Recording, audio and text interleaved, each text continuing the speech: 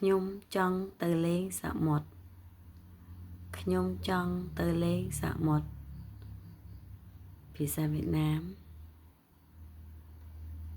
Tôi muốn đi chơi biển.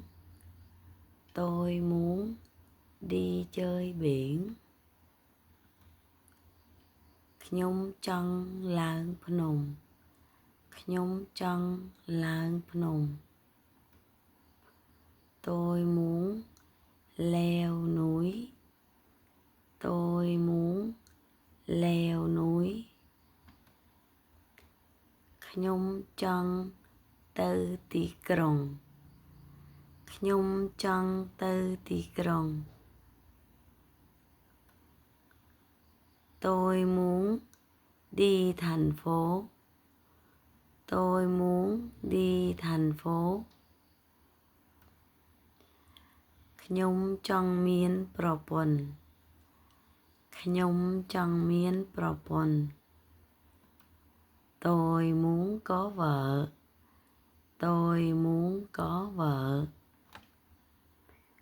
Tôi muốn có vợ.